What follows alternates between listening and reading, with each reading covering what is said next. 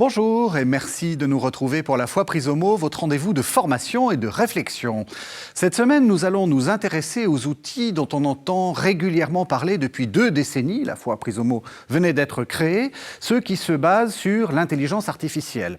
Au-delà d'une révolution technologique annoncée, ces programmes qui ne mobilisent plus les facultés humaines d'écriture ni de lecture, mais qui reposent sur le codage informatique, nous mettent-ils face à un questionnement théologique nouveau? Que faire face à une machine avec qui nous dialoguons, qui nous donne l'impression d'être aussi intelligente que nous? Pour la première fois, une technique ou une technologie semble rivaliser avec ce qui constitue le propre de l'homme, son intelligence. Alors, qu'est-ce que cela change dans notre vision du monde et de nous-mêmes? Voilà les questions que je vais poser à mes 2 invités. Baptiste Rapin, bonjour.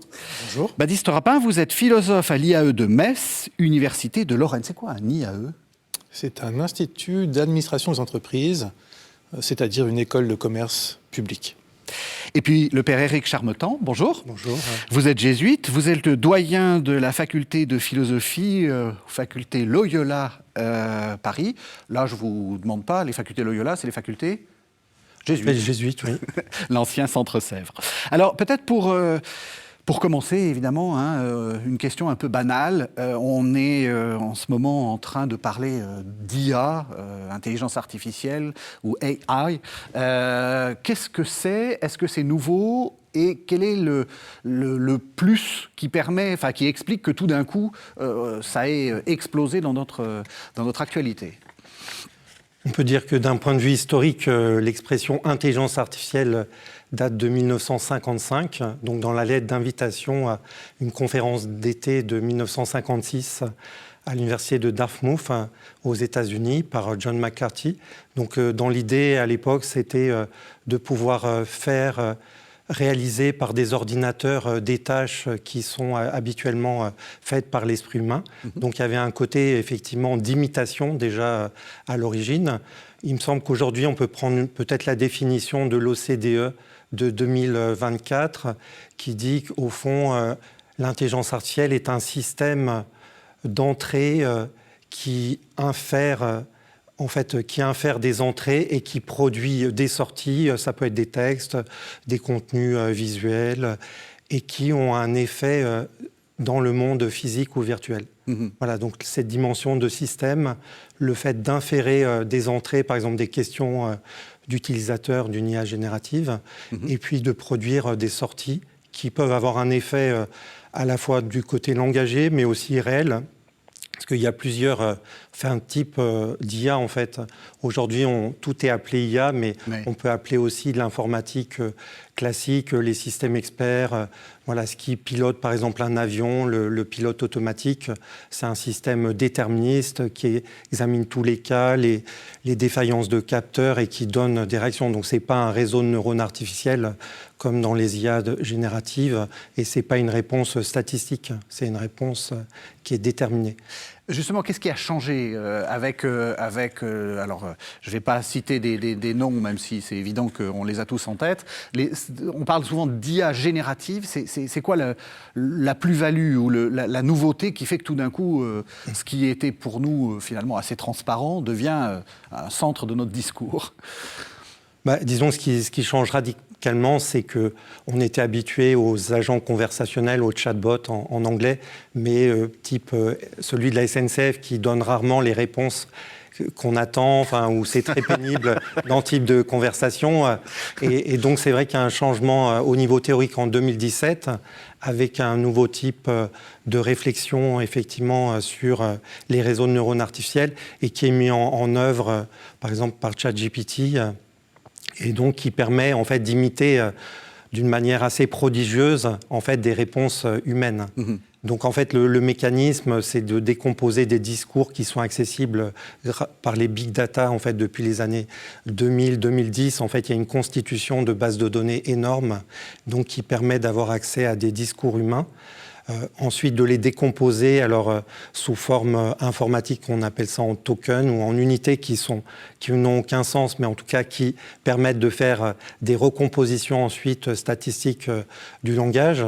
Donc c'est pour ça qu'on peut avoir aussi des hallucinations, parce que de fait, il y a une recomposition qui est purement statistique par rapport à une question qui est posée. Donc même si on a un corpus absolument parfait, on n'est pas à l'abri en fait qu'on nous donne une citation qui est erronée d'un auteur. Mmh. Le père Charmetan disait il y a des entrées, des inputs, et puis ça fait des sorties. Ça donne l'illusion qu'il y a une sorte de boîte noire entre les deux. On ne sait pas trop ce qui se passe. Au fond, il se passe quoi, Baptiste Rapin, entre le moment où j'écris mon invite, mon prompt, et la sortie, c'est-à-dire ce qu'on me raconte? Alors, le père Charmetan a déjà en partie répondu à cette question. Mmh. Mais je vais faire un petit détour historique pour revenir à votre question. C'est effectivement dans les années 40 et 1950 qu'il faut se pencher, sur ces années qu'il faut se pencher, si on veut bien comprendre ce que signifie l'intelligence artificielle. Mmh.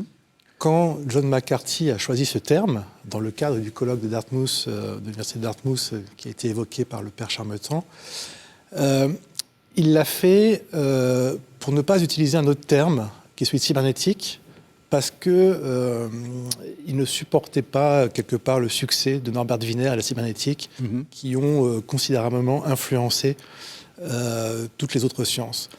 En d'autres termes, cela signifie que le choix du terme intelligence est tout à fait contingent, oui, et qui ne répond pas à une nécessité conceptuelle. C'est un choix stratégique. Alors, influencé, on y reviendra, également par l'article célèbre d'Alan Turing qu'il a publié en 1950. Or, quelle est la grande leçon de la cybernétique qui sera reprise par toutes ces sciences artificielles, sciences cognitives, intelligence artificielle, etc. C'est que le monde, qu'il soit physique, biologique, psychique, sociologique, quelle que soit sa dimension, est constitué de boucles de rétroaction. Et là, on commence à rentrer dans la boîte noire, ce qui se passe entre l'input et l'output. Qu'est-ce qu'une boucle de rétroaction? C'est l'orientation d'une action, par exemple un programme, vers une finalité définie, ou qui se définit en cours de route d'ailleurs, par la mise en place de mécanismes de contrôle qu'on appelle en anglais des feedbacks. Et c'est cela qu'est en fait l'intelligence artificielle, grâce au big data qu'a évoqué le père Charmetan. C'est la réalisation d'une quantité infinie de boucles de rétroaction produisant des résultats. Mais ces boucles de rétroaction reposent sur un calcul statistique, sur une approche probabiliste, donc possiblement ouvrant la porte à des erreurs qu'on appelle hallucinations. Là, il faudra peut-être aussi s'interroger sur ce terme qui relève de la psychologie, justement, voire de la psychanalyse.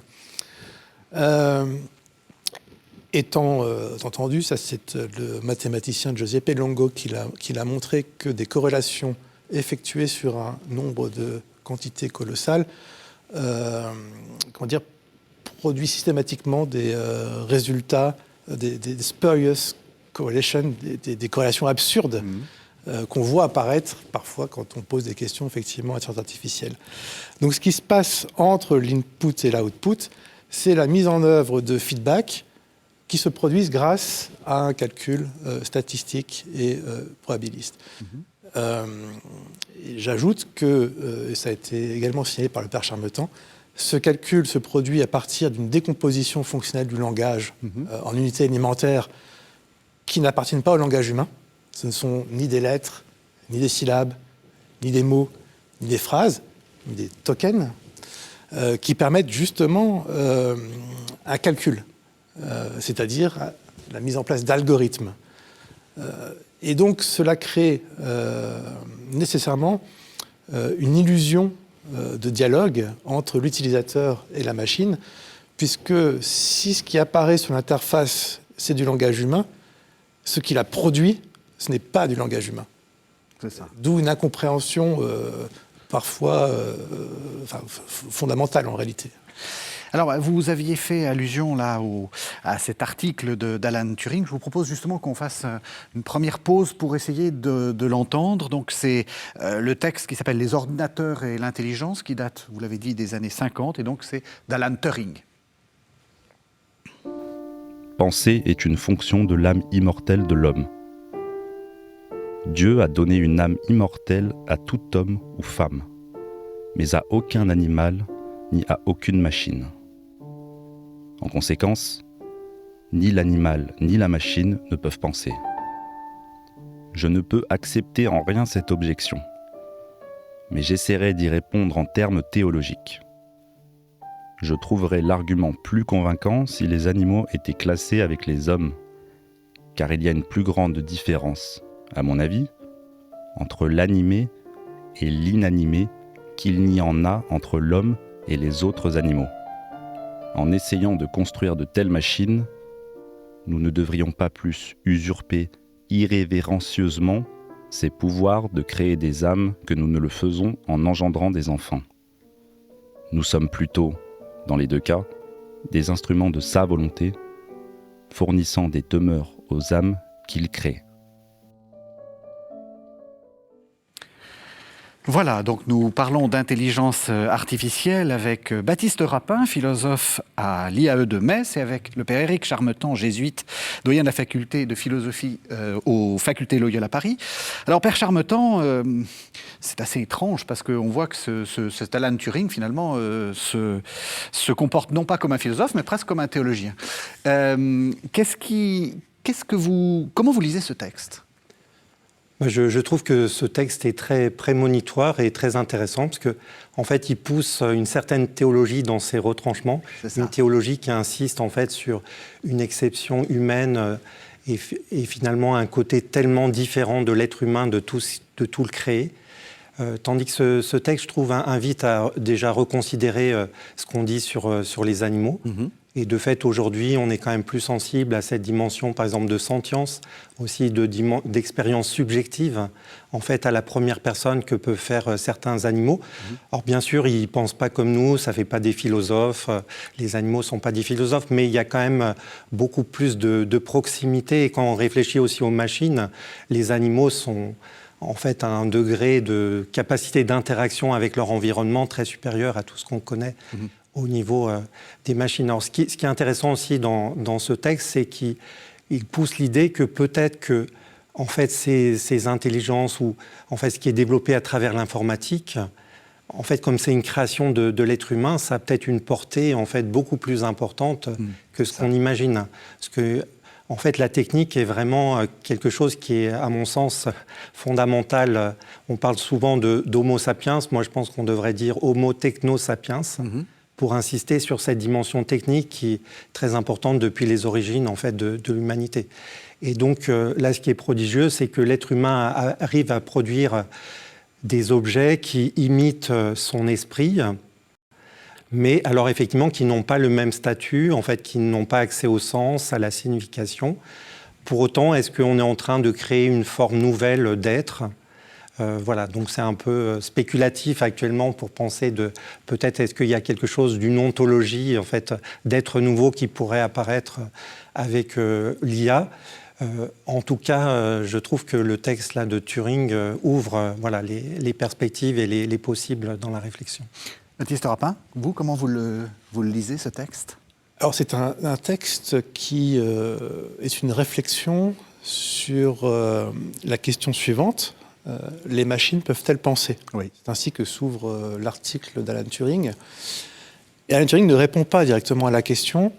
Il propose de la transformer en une expérience de pensée fondée sur ce qu'il appelle lui-même le jeu de l'imitation.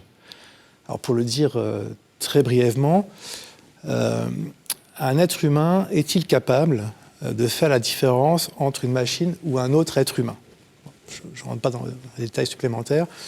Et Alan Turing est vraiment optimiste quant à la réponse à cette question, disant que dans quelques décennies, effectivement, on ne pourra plus faire cette différence fondamentale. Et là où c'est prémonitoire, je réutilise l'adjectif qui a été utilisé par le père Charmetan, c'est que quand nous sommes face à ces formes d'intelligence générative, comme ChatGPT, pour donner le nom de la plus célèbre, eh ben, en effet, on a l'impression qu'on ne peut plus distinguer si derrière l'écran il y a une machine ou un être humain. Bon. Alors, de façon plus générale, tout ce mouvement cybernétique qui apparaît dans les années 50 insiste ou, disons, promeut une forme de continuité ontologique.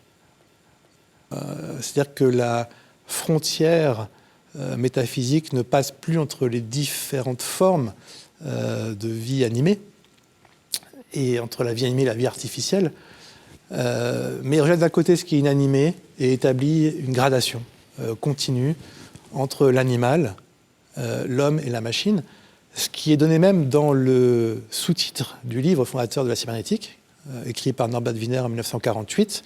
Le livre s'intitule Cybernetics, la cybernétique, et en sous-titre « Ou la science du contrôle et de la communication dans l'animal et la machine », pour montrer que finalement ce sont les mêmes modélisations, cette fameuse boucle de rétroaction, qui s'applique à l'ensemble de ces entités. Mais alors, du coup, est-ce que vous allez jusqu'à dire qu'on s'est un peu fait piéger par notre discours théologique qui voulait à tout prix créer une distinction entre, théologique et après philosophique, une distinction entre l'être humain et les autres êtres vivants, en centrant tout sur l'intelligence, on va essayer d'ailleurs de définir ce que c'est, et que là, du coup, on est piégé parce que justement, on arrive à mimer cette intelligence. On s'est fait piéger par nous-mêmes. Alors, c'est vrai que nous avons déjà donné quelques éléments de définition de l'intelligence, mais il me semble qu'on n'a pas encore énoncé une définition précise. Alors faites-le. Alors non, je vais me faire le porte-parole de celui qui l'a fait. J'ai donné les circonstances historiques de l'utilisation de cette expression « intelligence artificielle » qui ne répondait pas à une nécessité conceptuelle. Mais elle est devenue cette nécessité conceptuelle, oui. Et il y a un personnage absolument central qui était présent lors de ce congrès, qui a duré 8 semaines en réalité, de Dartmouth. C'est Herbert Simon, futur prix Nobel d'économie. Herbert Simon qui est, avec Alan Newell, un mathématicien, à l'origine de ce qu'on dit être le premier programme d'intelligence artificielle présenté justement lors de ce colloque. Et Herbert Simon, lui, s'est approprié ce terme d'intelligence et a essayé de le définir. Et d'en faire d'ailleurs un paradigme pour l'ensemble de ce qu'il appelle les sciences de l'artificiel. Et il dit la chose suivante, l'intelligence, c'est la capacité de résolution de problèmes. En anglais, problem solving, ce qui fait qu'Herbert Simon est un personnage absolument central du management, puisque dans les organisations, nous sommes sans cesse en train de résoudre des problèmes, et de l'intelligence artificielle, puisque les programmes qu'il conçoit sont justement voués à résoudre des problèmes. La question que vous posez, donc, je la transforme, elle devient la suivante, c'est-à-dire que l'intelligence humaine peut-elle se réduire à la résolution de problèmes ? Eh bien, il me semble que la réponse est évidemment négative, notamment en ce sens que l'intelligence artificielle n'a aucune intelligence du contexte et de la situation. Or, nous sommes des êtres humains situés dans des contextes historiques, professionnels, sociaux, familiaux, sociétaux, etc., qui fait que l'intelligence se déploie dans de multiples dimensions et non pas seulement dans cette forme logique sur le terrain de laquelle la machine, effectivement, aujourd'hui, est devenue plus puissante que le cerveau humain. En fait, si j'entends bien, on est en train de retrouver quelque chose qui s'appelait l'incarnation. Et c'est ça qui fait qu'il y a une différence fondamentale ? Oui, alors déjà au niveau, on va venir sur la question du corps, mais déjà au niveau de l'intelligence, c'est vrai que par exemple, c'est très bien expliqué dans le document Antiqua et Nova, fait par le dicaster pour la culture et l'éducation ainsi que pour la doctrine de la foi du 28 janvier 2025 qui insiste en fait sur cette complémentarité entre finalement l'intelligence comme raison, ratio, donc qui effectivement peut être imitée plus facilement par l'intelligence artificielle et l'intelligence comme intellectus ou cette dimension plus intuitive en fait de l'intelligence et qui, à mon sens, en fait, n'est pas imitable, en tout cas pas pour l'instant, de ce qu'on connaît par l'intelligence artificielle. Et donc, il y a vraiment ces deux dimensions qui ne sont pas séparées, mais qui interagissent entre elles dans l'être humain. Oui. Et puis tout ça, ça passe effectivement par un corps, donc cette dimension du sujet comme corps, au sujet personne, en fait la dimension de la personne comme effectivement étant très importante par rapport à une dimension purement machinique, algorithmique en fait de l'IA et donc qui n'a pas de corps. Bien sûr, on voit il y a des robots, Android et il y a beaucoup de progrès en ce moment, mais pour l'instant, en tout cas de ce qu'on peut percevoir, on est encore bien loin effectivement de ce que c'est que le corps humain et cette dimension d'une personne incarnée. Oui. Mais est-ce que c'est ennuyeux parce que c'est la question qu'on a envie de se poser, c'est de se dire, bon, est-ce que c'est problématique en fait ? Est-ce que le fait que ça ne soit pas une intelligence incarnée, bon ben voilà, enfin, comme vous disiez du chatbot de la SNCF, mais on pourra en prendre d'autres, bon ben je sais quoi en attendre, donc finalement, bon ben voilà, et est-ce qu'il n'y a pas là quelque chose d'un peu plus... avec les intelligences génératives, quelque chose qui est un peu de l'ordre de la tromperie, parce qu'on a l'impression quand même, et on projette le fait qu'il y ait un corps. Oui, en tout cas, on projette un type de lien qui, dans le monde habituel, est lié avec des organismes vivants qui ont des corps. C'est ça. On parlait des animaux. Et donc, effectivement, là, on projette en fait sur l'IA un type d'être ou de relation. Donc beaucoup l'utilisent en fait comme un compagnon, comme un conseiller, et donc en fait il y a une dimension d'anthropomorphisation extrême, oui, en fait, et qu'on n'avait pas avant effectivement avec un chatbot qui énerve ou agace assez rapidement. On n'a pas du tout cette même impression. Oui. Aujourd'hui en fait on peut avoir des conversations assez longues. Je vois qu'en fonction des dernières générations, ça aussi progresse nettement. Donc les hallucinations qu'on voyait, en fait, on en voit beaucoup moins. Enfin, quand on cherche à interagir, moi j'utilise beaucoup le mode philologique, donc pour une vérification plus forte des sources, etc. Et de fait, ça a fait quand même des progrès considérables depuis un an et ça va continuer à en faire.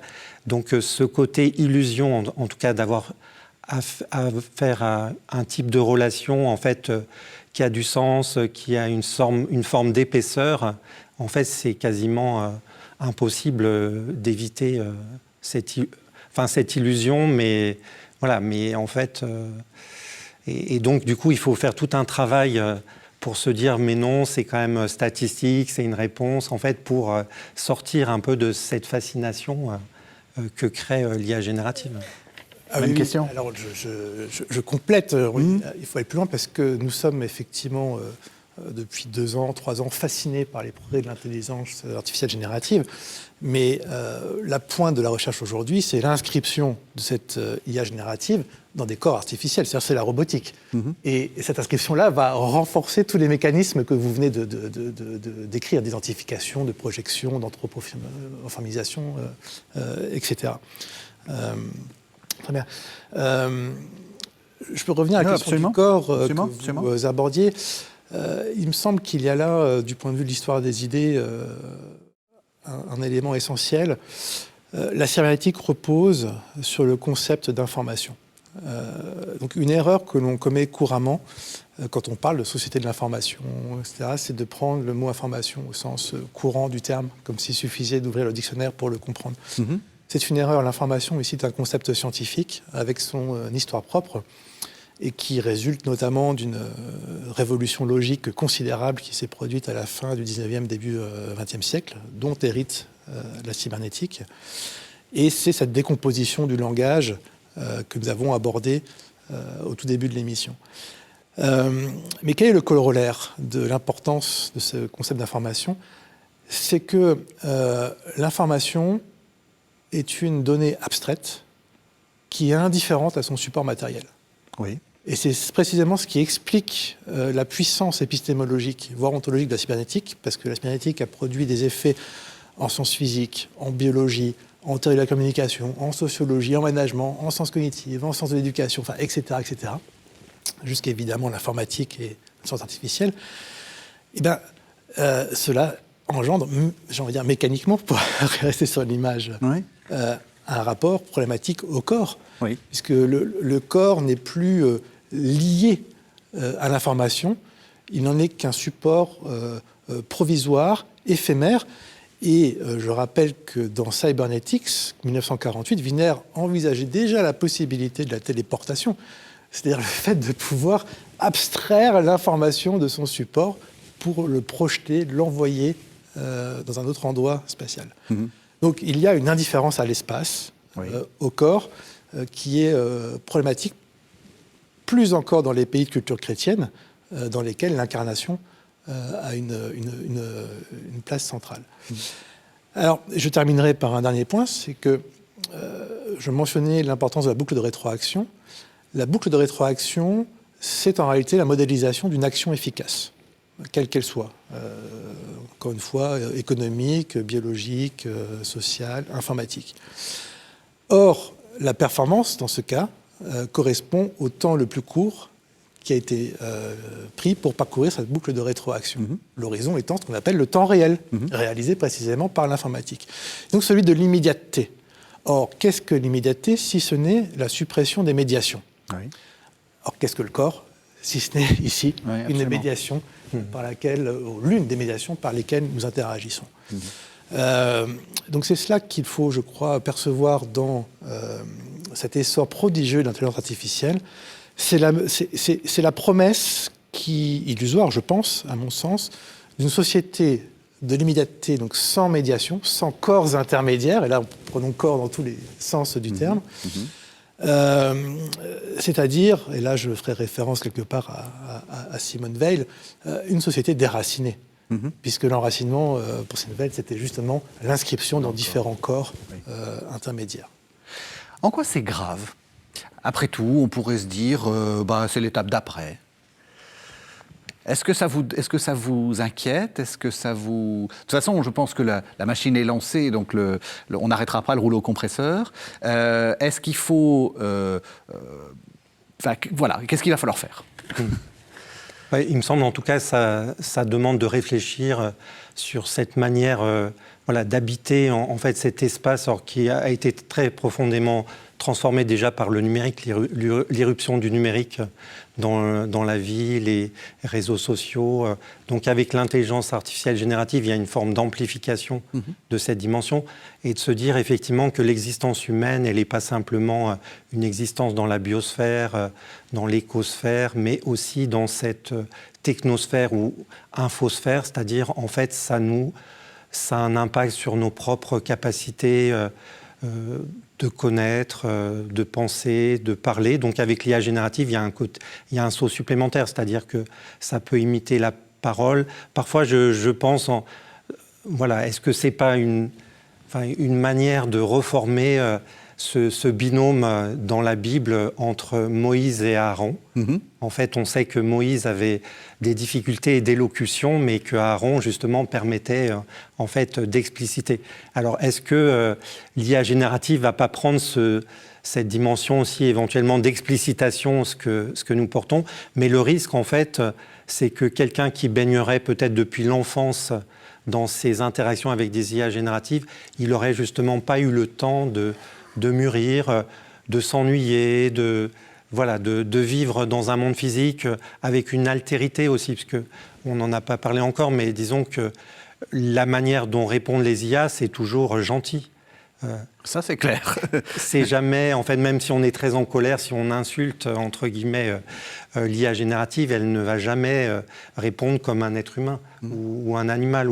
En fait, donc c'est vrai que ça crée un monde quand même très particulier et que la dimension, effectivement, de l'histoire qui est si importante aussi dans la révélation biblique, c'est-à-dire on pourrait imaginer aussi que Dieu se révèle à tous immédiatement, sans médiation, mais ce n'est pas le cas. Oui. En fait, il y a cette dimension des médiations et de l'histoire. Et donc, gommer en fait cette dimension de l'histoire et des médiations, je pense que c'est tragique, effectivement, pour l'humain. Et pour le christianisme, parce que c'est vrai qu'il y a quand même une sorte d'accompagnement, alors c'est peut-être fortuit, de cette technicité au 19e, 20e siècle et d'une certaine forme de laïcisation, déchristianisation. Est-ce que vous pensez que là, c'est l'étape d'après ? Alors là-dessus, peut-être Baptiste Rapin aurait des choses à dire sur cette question de, est-ce que la cybernétique fait partie d'une métamorphose ou pas de la religion chrétienne? Alors en tout cas, dans certains mouvements du transhumanisme, alors la deuxième version plutôt des années 90 en Californie, donc il y a vraiment cette dimension de religieuse quasiment en fait qui est assez présente en fait, d'améliorer, en fait, par exemple, Max More, qui s'appelait Max O'Connor, donc voilà, qui a changé son nom pour dire son projet. C'est devenir plus. En fait, dans une lettre célèbre, lettre à Mère Nature, dit qu'il est temps maintenant pour l'être humain d'améliorer les imperfections de la création. Et donc par les technologies, par la transformation du corps humain, éventuellement la sortie du corps. Voilà, donc il y a une forme effectivement de salut par la technique qui habite un certain nombre des acteurs de ce domaine. Mais on peut, je pense, effectivement, y voir quelque chose peut-être de plus ancien autour de cette notion de religion industrielle. Oui, exactement. Ce sont des travaux qui s'appuient sur ceux de Pierre Musso et la religion industrielle, sur ceux de Pierre Legendre. Et il y a tout un courant issu du droit, à la croisée du droit, l'anthropologie, qui examine, alors non pas les mutations internes au christianisme, parce que ça, ce serait plutôt un point de vue théologique, mais les transformations de la croyance, ce que Pierre Legendre appelle, à la suite de Paul Valéry, la structure fiduciaire. C'est-à-dire que toutes les sociétés reposent sur la foi dans un grand récit qui répond aux questions fondamentales de l'existence humaine. Et si l'Église, pendant la chrétienté, a pu donner les réponses à ces questions, si l'État, pendant l'État-nation, pendant la période moderne, a pu également apporter ces réponses, et bien, selon ces auteurs, Pierre Legendre, Pierre Musso, c'est désormais à la grande entreprise multinationale, qui est l'institution de référence de la société industrielle, de donner réponse à ces questions. Et donc, de ce point de vue-là, l'intelligence artificielle et les promesses... alors, vous voyez, j'utilise un terme beaucoup religieux, d'apocatastase, c'est-à-dire de récapitulation cyclopédique du savoir. Alors, simulacre d'apocatastase. Eh bien, accompli, effectivement, ou en tout cas est la dernière étape que nous connaissons actuellement de cette religion industrielle et ce que vous appelez fascination, en fait, relèverait dans ce cadre-là plutôt d'une croyance et d'une foi dans un grand récit qui est celui, effectivement, du toujours plus, pour revenir à Max More. Petite anecdote historique, c'est qu'il y a une gravure qui ouvre le Nouveau Morgadum de Francis Bacon, qu'on considère comme l'un des ouvrages fondateurs de la modernité scientifique, qui est une gravure mettant en scène les colonnes d'Hercule du détroit de Gibraltar, avec ce slogan alors qui était inscrit non plus ultra. Ici, on ne peut pas appeler plus loin, mais on voit justement un bateau franchir les deux colonnes pour s'élancer au loin. Et vous voyez, ce plus ultra, c'est le More de Max More, comme une continuité dans ce prométhéisme de la science. Est-ce que c'est... Donc je parle de fascination. Est-ce que ça veut dire qu'on est dans l'illusion? Est-ce que ça veut dire qu'il y a quelque chose... et que donc le but va être de sortir de l'illusion? Ou est-ce que... Vous voyez, quel rapport avoir à ça? Parce que ce que je crains, en vous écoutant, c'est que certains téléspectateurs se disent... il va falloir... Enfin, je ne veux pas rentrer là-dedans, je ne veux pas utiliser l'intelligence artificielle, etc. Est-ce que c'est ça le bon usage de l'intelligence artificielle, c'est-à-dire ne pas en avoir? Ou est-ce qu'il faut partir sur une autre piste? Pour ma part, en fait, je suis assez sensible à la dimension de l'intelligence critique, en fait, la dimension humaine, de pouvoir se poser des questions. Si on n'arrive plus à se poser des questions, parce que de fait, chaque fois qu'on a une réponse, même s'il y a des progrès sur les hallucinations, en fait, il faut quand même se questionner, vérifier. Je trouve que ça peut ouvrir des possibles, mais en fait, pour avoir ce regard critique, ça demande déjà une certaine formation. C'est ça. Et que nous, en fait, moi, et puis je pense, et vous aussi, ici sur le plateau, vous avez appris autrement. Oui. Mais de fait... Vous êtes en train de dire qu'on est vieux, en fait. Non, en tout cas, on a appris en lisant des livres. C'est ça. Voilà, et qu'on a dû peiner dans la lecture. Et que je pense qu'effectivement, d'un point de vue de l'éducation, ça pose beaucoup de questions. Oui. Et notamment l'importance de pouvoir aussi peiner dans certaines lectures. Alors, ça ne veut pas dire qu'il ne faut jamais utiliser l'IA, mais sans doute qu'il faut attendre peut-être un certain âge, comme on le dit maintenant du côté du numérique, de ne pas donner de tablette à des petits-enfants, que c'est délétère en fait pour leur développement. Et bien là aussi, pour le développement de l'intelligence humaine, on peut se dire qu'il faut quand même vraiment passer par cette question de la lecture, de prendre du temps, de voir aussi ce que ça fait à notre imagination. Parce que sinon, il y a un côté trop immédiat que vous soulignez, justement, qui passe à côté de tout ce côté temporel de l'élaboration humaine. Et puis, alors, il y a un deuxième point, c'est que par rapport à l'IA, peut-être qu'on va tomber sur un mur, quand même, le mur de la réalité physique de notre Terre. Parce par exemple, on dit que peut-être la prochaine version, on a la version 5.2 de ChatGPT, mais que la prochaine version 6.0, peut-être que ça va consommer autant d'énergie que la ville de New York.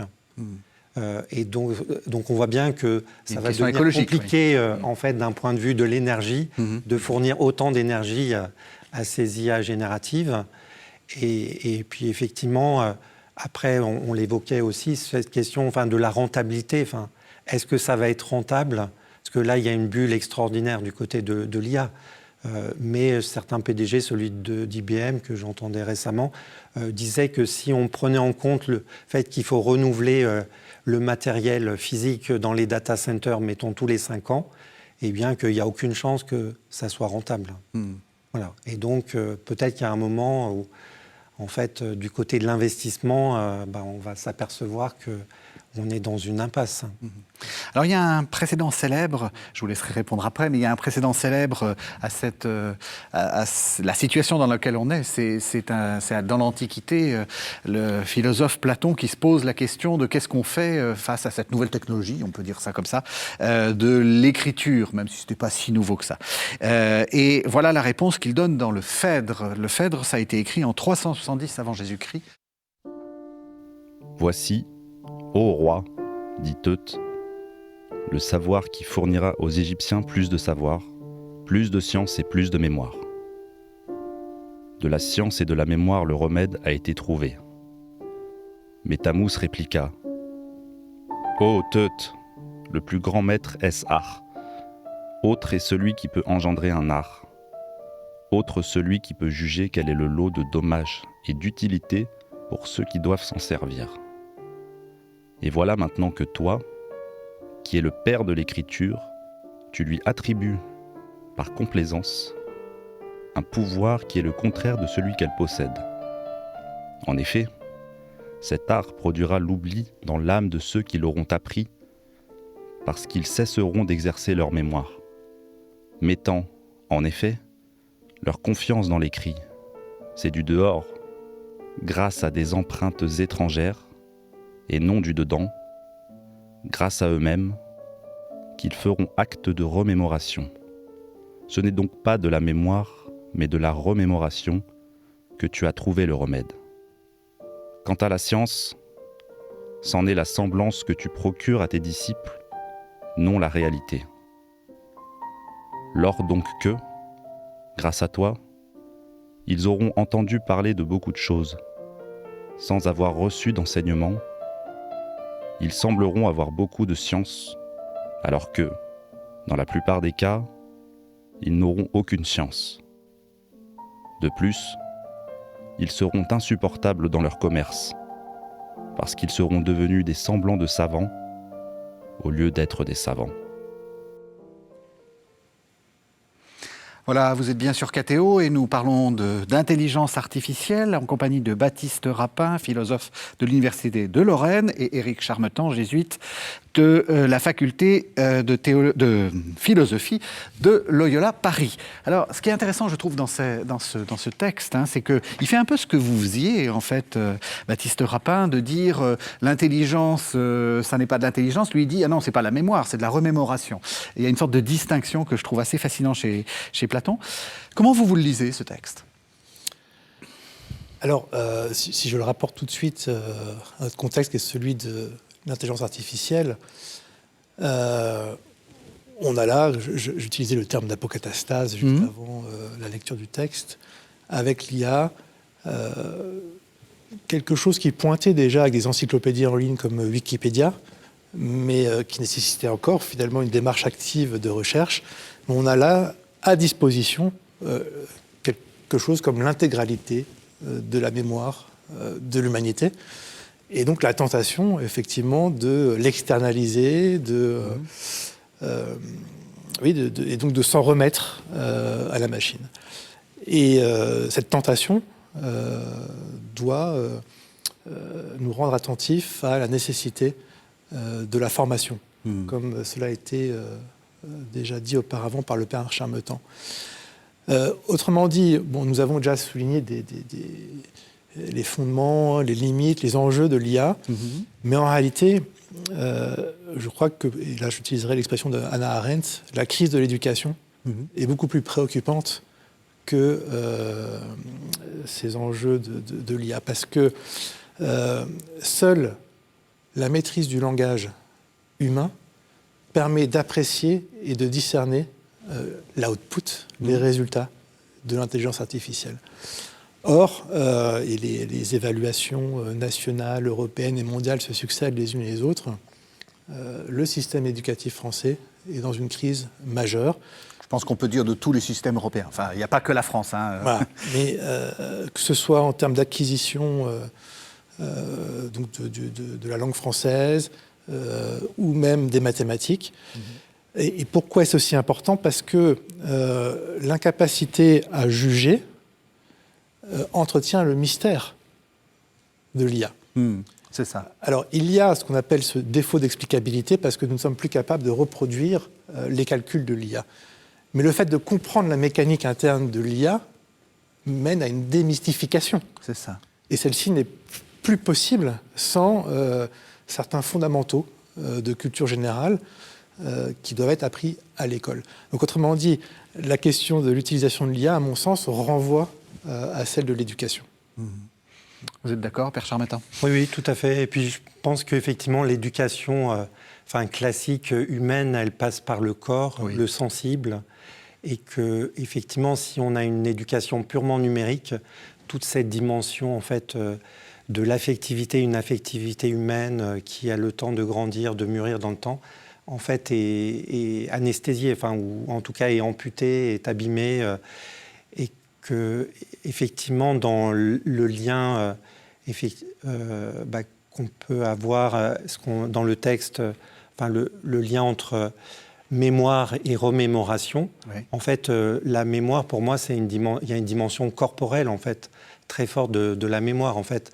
C'est-à-dire, il peut y avoir, des odeurs, des images, en fait, qui habitent cette mémoire et voilà, qui font quelque chose dans notre corps et qu'effectivement, on n'a pas du côté simplement de la remémoration ou de l'accès à de la mémoire sous forme d'information.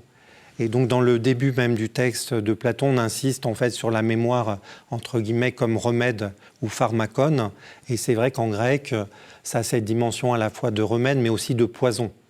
Donc, en fait, on peut se dire, est-ce qu'on n'est pas en train d'empoisonner aussi notre intelligence en utilisant d'une manière pas du tout proportionnée ces IA génératives. Voilà. Et que, de fait, je suis très sensible à cette question pour les générations futures. En fait, qu'est-ce qui leur permettra, en fait, d'accéder à la liberté, à une forme d'esprit critique ? C'était déjà la question d'Ancionas, plutôt par rapport à la crise écologique, mais aussi déjà à la technique. Donc se dire, est-ce que les générations futures pourront accéder aussi à la liberté? Mais je trouve que c'est une question vraiment très actuelle à l'ère des IA génératives. Ouais. Justement, c'est la question effectivement qu'on peut aussi se poser. Hans Jonas, c'est aussi donc philosophe plutôt des années 50, enfin après la Seconde Guerre mondiale. Tous ces gens qui ont travaillé sur la technique et toute cette philosophie de la technique que vous connaissez bien, réfléchissaient aussi sur la question du contrôle de la technique et donc d'une possible centralisation en fait permise par la technique. Est-ce que vous ça vous fait peur? C'est-à-dire d'être aux mains de 2-3 dictateurs.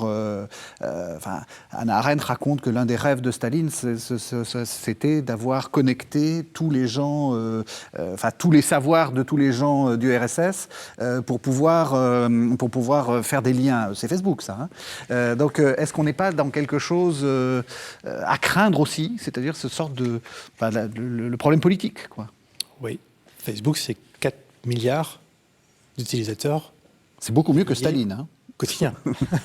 Donc effectivement, en termes de une ampleur, en termes d'information, recouvre l'humanité. Enfin, oui. Bon. Oui, alors la cybernétique, je ne l'ai pas dit, mais provient du grec kubernétuké, qui est l'art du pilotage. Autrement dit, la cybernétique est une science du gouvernement. C'est une science de l'action.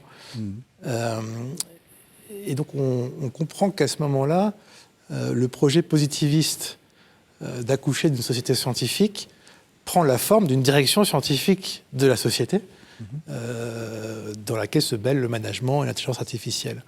Et très vite, la cybernétique a attiré l'attention de dirigeants, et je pense notamment, c'est assez connu dans l'histoire de la cybernétique, du cas du Chili d'Allende, qui essaie de mettre en place ce système CyberSyn de gestion informationnelle de l'intégralité d'un pays. Mais ce système s'est largement répandu en réalité aujourd'hui, puisque la plupart des États ont des systèmes d'information, pour l'instant, fort heureusement, non intégrés, pas encore tout à fait interopérables, et il y a de fortes chances que cette interopérabilité n'intervienne pas tout de suite. Et donc la tentation, c'est effectivement celle d'une centralisation nationale ou transnationale de l'information, avec la possibilité d'en prédire les comportements et donc d'orienter les comportements. C'est ce qui a été théorisé sous l'appellation de nudge, le coup de pouce, l'aide à la décision, fondée sur l'étude des actions ou des comportements préalables récoltés par notamment nos navigations Internet. Oui, donc pas que. Une sorte d'uniformisation en réalité. Enfin, ou de... Oui, tout à fait. Alors on arrive à la fin de l'émission. Je pense que les téléspectateurs se disent, moi maintenant qu'est-ce que je fais? Moi, à mon sens, je ne suis pas ministre de l'Éducation nationale française ou de l'instruction publique belge. Qu'est-ce que je fais? Qu'est-ce que vous conseillez l'un et l'autre? Est-ce qu'il faut s'éloigner de tout ça et vivre dans sa grotte? Disons, moi, à titre professionnel, je me sens vraiment obligé de l'utiliser en fait de manière assez intensive pour en fait comprendre les limites. On voit bien que, par exemple, la question de l'alignement des IA, c'est-à-dire en fait pour éviter un certain nombre de réponses indésirables, il y a aussi des progrès assez importants dessus. Mais après, à titre personnel, je me pose quand même beaucoup la question en fait de mes données personnelles. Oui. Et en fait, je me posais déjà on a évoqué Facebook. En fait, je me suis dit, c'est pas normal que Facebook me propose des nouveaux amis que je connais. C'est-à-dire, d'une certaine manière, il y a un côté effrayant, parce que si ça tombe effectivement en main d'une dictature, donc moi j'essaye en fait de limiter quand même aussi ce que je peux mettre comme info personnelle, identifiable dans mes questions. Voilà. Après, je pense pas que ça évite tout, mais en tout cas, c'est déjà ça. Et puis, le fait de réfléchir collectivement sur cette concentration quand même de puissance qui fait quand même peur. De très grosses entreprises, il n'y en a pas beaucoup en fait qui contrôlent ces IA génératives, que ça soit aux États-Unis ou en Chine, surtout. et puis de pouvoirs politiques, en fait, de nouveaux impérialismes, que ce soit aux États-Unis ou en Chine. Donc cette conjonction, en fait, certains appellent ça du technofascisme. Oui. En fait, peut-être que justement, c'est ça qui se profile à un horizon pas si lointain.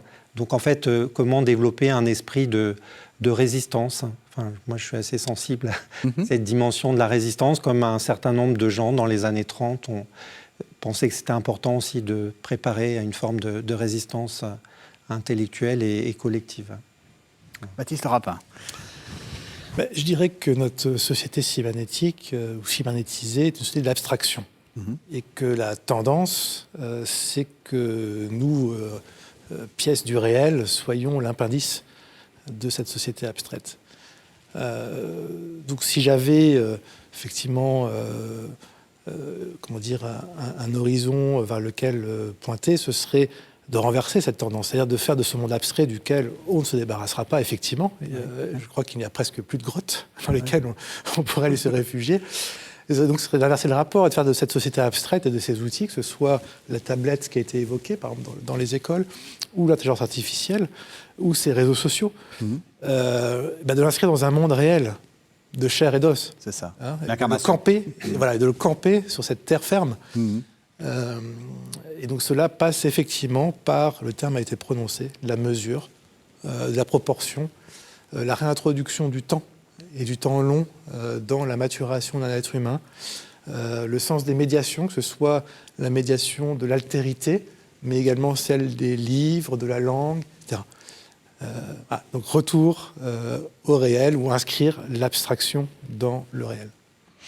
Alors, Père Charmatan, vous êtes l'auteur de 2 livres récents, L'Église et la cause animale aux éditions Loyola et Parcours spirituel pour une conversion écologique aux éditions Fidélité. Lequel des 2 livres voulez-vous nous présenter ? Peut-être sur l'Église et la cause animale, qui en fait est tout un parcours en fait issu de 4 journées d'études, sur comment revisiter la question de la place des animaux parmi en fait, dans la nature et le rapport à l'être humain, le salut des animaux, quelle éthique chrétienne envers les animaux, donc avec, dans une perspective œcuménique, avec des apports de théologiens catholiques, protestants, orthodoxes.